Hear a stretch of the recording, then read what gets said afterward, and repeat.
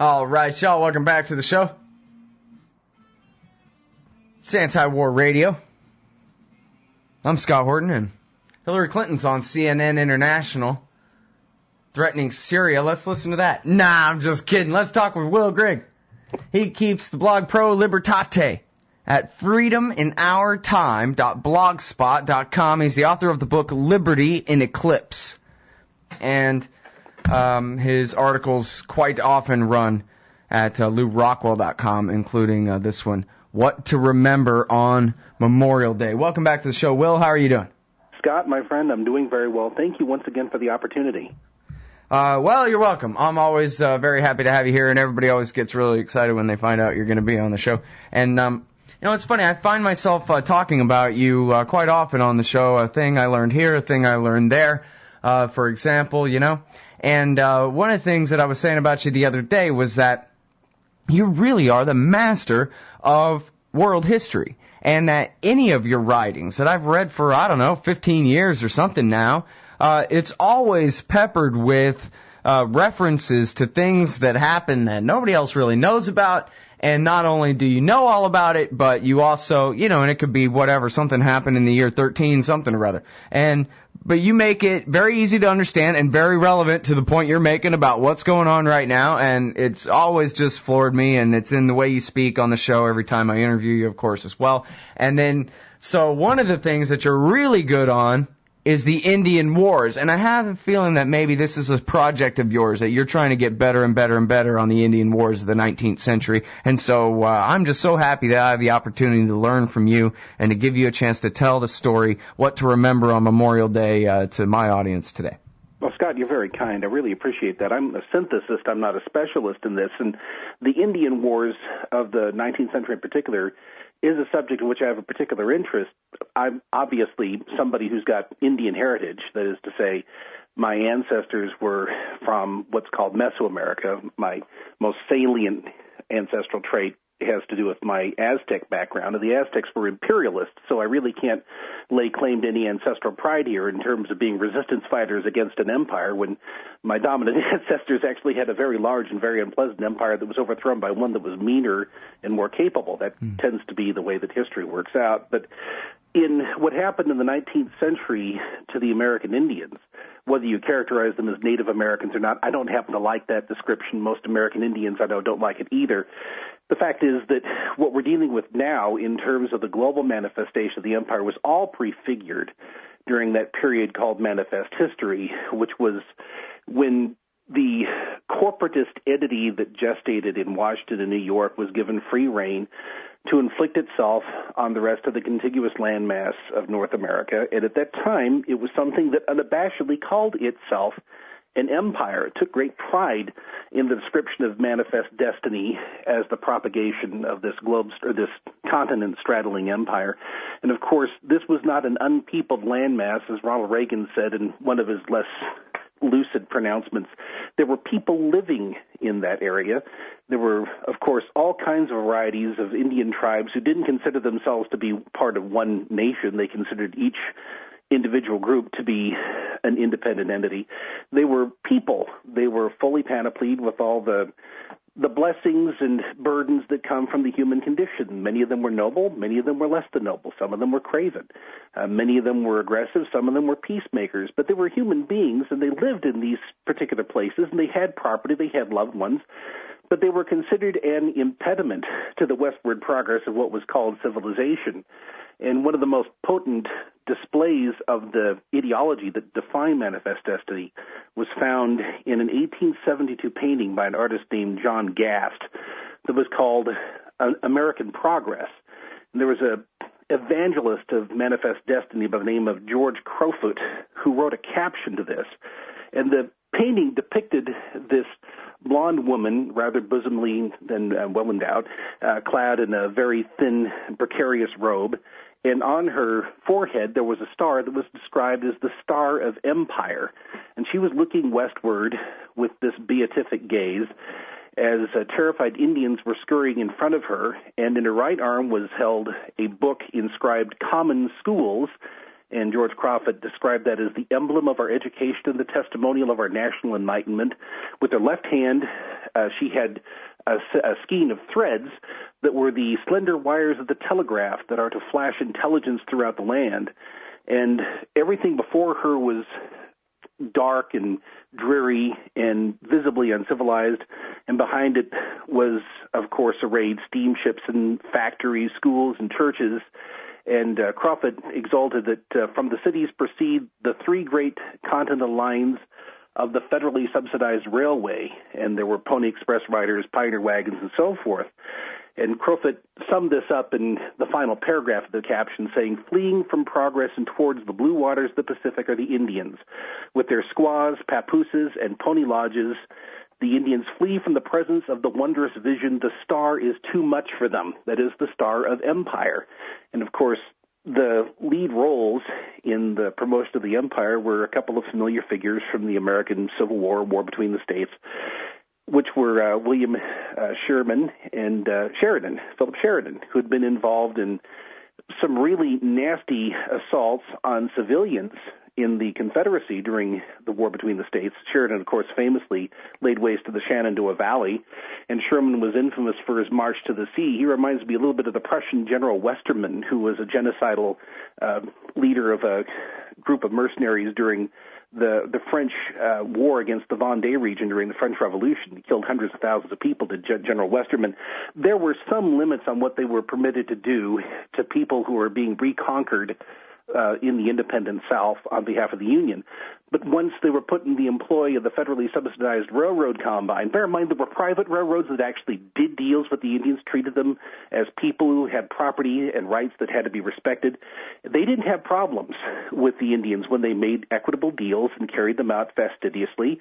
The private railroad enterprises did very well. It was the federally subsidized railroads that simply enlisted the army to throw everybody out of their way. And that was not merely the Indians. There are plenty of European settlers who found that when they got crosswise with the railroad combine, they came out a poor second. But Sherman's approach to the Indians was to say that they should be exterminated. He used that word on several occasions. He never qualified it. It was not metaphorical. If they were to resist, they were to be physically liquidated. And that was, of course, the westward progress of the empire that was celebrated by George Crofts in this horrible painting by John Nast, which in recent years, I'm happy to say, has been revived in a number of critical studies. It's been the cover illustration, for instance, of a number of critical works of revisionist history about what happened in the 19th century. But this all happened, of course, after the reconsolidation of the Union in the war between the states. And when Lord Acton wrote to Robert E. Lee that he lamented what was lost at Appomattox more than he celebrated what was gained at Waterloo, Lee wrote back that this consolidation of the federal government was sure to be a bane, I'm paraphrasing, to people who lived in the American continent, but of great menace and a very problematic proposition for the world. And after the frontier was closed in 1890, Frederick Jackson Turner, I think, declared that the frontier was closed just a few months before the massacre at Wounded Knee Creek. You had 300 Indians who were killed in this disarmament exercise. They were disarmed after being herded into what was literally a death camp. They were being starved to death, the Lakota Sioux and the other Sioux tribes at the time. But this happened in 1890. All of a sudden, Washington had to look abroad in pursuit of new empires to build and new frontiers to push back. And, of course, the first beneficiaries of its dubious humanitarianism were the Cuban subjects of the Spaniards and the Filipinos who were subjects of the Spaniards when the United States government decided to take over from the dying and ramshackle Spanish Empire in 1898. And so you had reservations being built across the United States to contain the Indians who had been dispossessed by the empire. And then you had reconcentration camps being built in Cuba and the Philippines for the same purpose. And it comes out of the same ideology. Right. So, there was no old republic. It was always just an empire. It looks that way. All right, hold it right there. It's Will Grigg, freedominourtime.blogspot.com for his great blog, Pro Libertate, doing Indian wars today. Anti-war radio. All right, everybody, welcome back to the show. It's Anti-war radio. Talking with Will Grigg from freedominourtime.blogspot.com, mostly chronicling local police state abuse in America. with great diversions from time to time as well. And this one is what to remember on Memorial Day, and it's about the Indian Wars of the 19th century. I want to give you a chance to talk all about this particular massacre at Sand Creek, the Cheyenne Indians that you wrote about here. But first, I wanted to ask you whether where do you think the state of Indian Wars revisionism is now? Because I think when I was like high school age and say the early to mid 1990s, it seemed like Indian Wars revisionism was sort of all the rage, and people thought, geez, really shouldn't have done that, right? Yeah. Sort of kind of became the common narrative. But then I wonder whether that sort of, swings back and forth, or whether Custer's a hero again or not, or what's the temperature as you take it on that, you think? Just gauging it from my own personal experience, I came of, I guess you'd call it, sentient age in the late 60s, early 1970s. This is coming off of a period of revisionism that actually began with a James Stewart movie called Broken Arrow back in the early 1950s, where you had the first really sympathetic treatment of the history from the perspective of peacemakers on the European American side and complementary peacemakers on the part of the Plains Indians, and sort of reached its height, I suppose, with Sachin Littlefeather accepting the Academy Award, or being tapped by Brando to accept an Academy Award, and making a pitch for a more sympathetic treatment of the plight of the American Indians of the reservation system. I think that the Wounded Knee incident in 1973, which was ill-conceived and sort of the capper of a period of not terribly productive tantrums, described as Indian activism, sort of soured the public on this more sympathetic depiction of what had been done to the Indians, more sympathetic depiction of the Indians themselves. That is not trying to say that the grievances that propelled the American Indian movement were anything other than substantial. They certainly were. I just don't happen to think that so-called aim shopping, which was when they'd go into a grocery store and loot the place, was a really good way of trying to express your dissatisfaction over the fact that your ancestors had been looted and your life had been blighted by the crimes of the federal government, including the FBI, just horrible in the treatment of the American Indians in the Dakotas and elsewhere. And I think what happened is that there was a counter-reaction, if you were, sort of a countervailing tendency in the late 1980s because of the excesses of multiculturalism and what was called political correctness, and the effort to try to shove all Indians into one politically correct mold as infinitely wise stewards of the earth, and trying to invest Indians generically with a sense of authenticity, and they were being used, if you will, as sort of a sports mascot on behalf of a certain form of left collectivism that really left a bad taste in people's mouths. And I think that just examined on the merits right now, American history of the 19th century is full of perfectly mortifying things to people who are decent, irrespective of their political backgrounds. And so I think that where the pendulum sits right now is that people are willing, for the most part, if they're able to sit down and listen to a fairly even-handed depiction of what happened in the 19th century, are horrified by what was done by the government in the name of the American people to the people who were living here at the time of the European settlement. What complicates this, Scott, as you well know, is the fact that for the purposes of propaganda right now, we're being fed exactly the same line about the Afghans, about the Iraqis, about the Yemenis or Somalis, whoever else is being targeted by the empire this week, that was being retailed back in the 19th century for public consumption to justify the expropriation of people like Chief Black Kettle and the Cheyennes and Arapahoes in southern Colorado back in 1864. Every time you see a massacre of innocent people in a country such as Pakistan or Afghanistan by the forces of the empire is described as a battle. When they fight back against the imperial legions, it's called a massacre or an act of terrorism. So that complicates things because, and that's one of the reasons why I write so much about this subject, is because I think the parallels are so plentiful and so pregnant for our times. So I think that there is a willingness to listen as long as people are somehow able, those who have fallen prey to the ubiquitous propaganda of the empire, are willing to evaluate what happened in the 19th century on its own merits. They're willing to accept that horrible things were done back then. What I'm hoping is they'll make the conceptual leap to understand that what's being done today is just as bad, if not worse. Right. Yeah, a young person asked me one time, but I don't get it. How could Harry Truman use nuclear bombs on them? There had to be another way.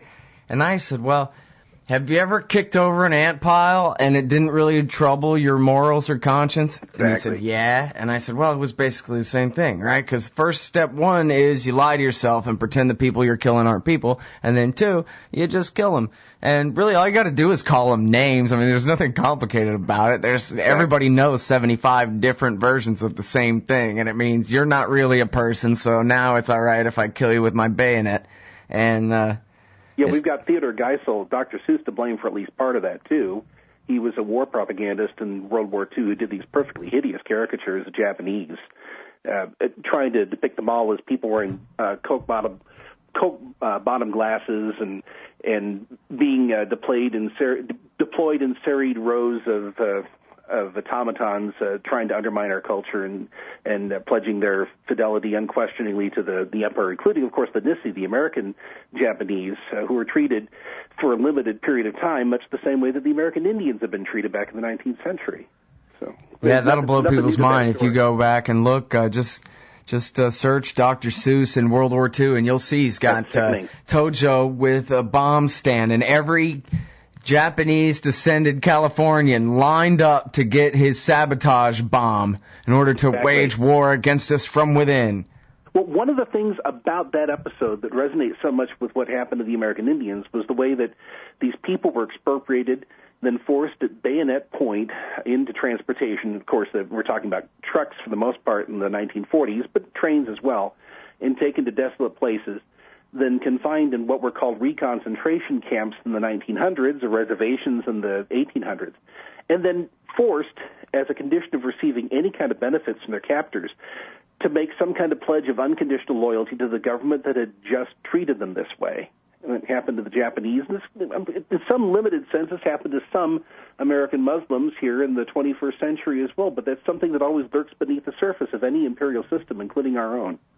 Yeah. Well, and now back to the Indian Wars for a minute there, okay. And, well, if you want, you can talk a little bit more about Chief Black Kill, but I was wondering maybe, can you give us some numbers of how many tens of millions, because I know that there was, the stories of the smallpox blankets and that kind of thing, that happened a couple of times, right? It was mostly just disease spread, and that's what killed most of the Indians. But then again, there were still, how many millions were just butchered in these wars? Is there any real accounting of it? Do you know? I've not been able to find a hard number. What I have been able to do is focus on limited, geographically specific episodes like the Sand Creek Massacre and like other massacres that were called battles at the time, to show how when these people were perfectly at the mercy of the oppressors, the people who were agents of whatever empire was oppressing them. I believe it was the British, actually, who pioneered germ warfare through the propagation of smallpox blankets in the 18th century and maybe even late 17th century in some instances. But how they were treated and how they were annihilated to the point of liquidating an entire limited population, hundreds of the throw. I mean, the problem is that, as you know, living where we do, post 20th century, post Gulag, post death camp, in order for a figure to shock us, it has to have at least 6 zeros behind us. And so when we see that 100 or 200 were massacred here or there, that really doesn't impress us as much as hearing about the industrialized murder of millions by the Soviets, by the Nazis, and so forth, or the 800,000 to 1.2 million who were butchered in Rwanda in 1994. It takes that kind of a body count in order to impress upon our minds the seriousness of what is done. I think that dealing in the American Indian context, when you're talking about tribes that numbered maybe 200 or 300 little bands of several hundred at a time, when you have dozens or scores or hundreds being wiped out in proportionate terms, you're talking about something that has to be called at least genocidal in principle, if not in terms of the aggregate numbers. Yeah. Well, and the thing is, too, it's until you realize that this is where your town is. Your neighborhood is built on spilt blood. And I remember going to what they call Mount Bunnell, which is just the biggest hill near, like, the actual city of Austin, where it has a nice view up there or whatever. And if you go up there, there's actually a little plaque that says, on this place, a heroic white man named Johnson or something threw the last red Indian in these parts off of this cliff to his death, and that was the end of that, and hooray for him. Wow. So there you go. This is where the Indian Wars just west of Austin, Texas ended, was on top of that hill. Yeah. That's true of so many places in this country, unfortunately. God, that's amazing. All right. Thank you so much. It's always great to talk to you, Will. Everybody, please go read everything that this guy writes. It's at freedomourtime.blogspot.com. Thanks. Thanks, Scott.